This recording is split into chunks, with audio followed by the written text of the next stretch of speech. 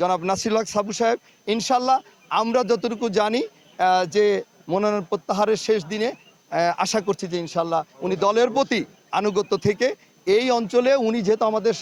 সর্বোচ্চ মুরব্বী নেতা, উনি আমাদের সামনে থেকেই ধানের শীষের ইলেকশন করবেন, এটা আমরা প্রত্যাশা করছি। বিসমিল্লাহির রহমানির রহিম। শহীদ রাষ্ট্রপতি জিয়াউর রহমানের আদর্শ সংগঠন বাংলাদেশ জাতীয়তাবাদী দল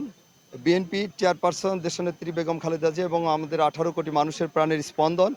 পার্টির ভারপ্রাপ্ত চেয়ারম্যান আগামীর ভবিষ্যৎ আগামীর বাংলাদেশ জনাব তারেক রহমানের দীর্ঘ আন্দোলন সংগ্রামের পরিপ্রেক্ষিতে 24শে জুলাই ছাত্র জনতার রক্তস্নাত যে গণ অভ্যুত্থানের পর ফ্যাসিস্ট মুক্ত বাংলাদেশে বর্তমান যে অন্তর্বর্তী সরকার একটা অবাধ সুষ্ঠু নিরপেক্ষ নির্বাচনের জন্য কাজ করছে, তারই অংশ হিসাবে আমরা জানি যে নির্বাচনী তফসিল ঘোষণা হয়েছে। সেটার আলোকে আমরা জানি যে আজকে মনোনয়ন জমা দেওয়ার শেষ দিন ছিল। সেই দিন আমি আমাদের এই রাজবাড়ী 2-এর 3 উপজেলার এবং একটা পৌরসভার আমাদের সিনিয়র নেতৃবৃন্দ সহ আমাদের গুরুত্বপূর্ণ যারা নেতৃবৃন্দ, তারা নির্বাচন আচরণবিধি শতভাগ মেনে আমরা এখানে অপেক্ষা করছি। আমাদের সিনিয়র 5 জন নেতা নির্বাচন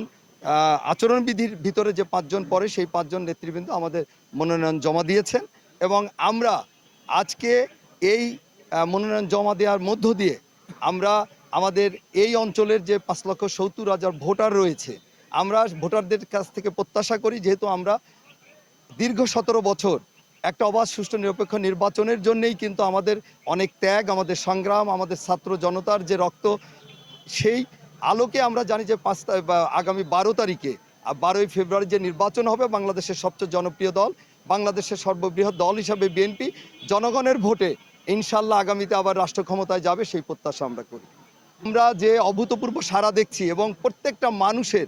মানুষের যে তাদের যে আকাঙ্ক্ষা, যে তারা মুখিয়ে আছে যে একটা অবাধ সুষ্ঠু নিরপেক্ষ নির্বাচনের লক্ষ্যে তাদের যে চাওয়াটা, সেটা ইনশাল্লাহ আগামী 12 তারিখে তারা সেটার মাধ্যমে প্রতিফলন ঘটাবে বলে আমরা ইনশাল্লাহ আশা করছি। আর আপনারা জানেন যে আমাদের এখানে যে একজন প্রবীণ নেতা, আমাদের সাবেক সংসদ সদস্য, আমাদের যে বিএনপির জাতীয় নির্বাহী কমিটির মেম্বার জনাব নাসিরুল হক সাবু সাহেব, ইনশাল্লাহ আমরা যতটুকু জানি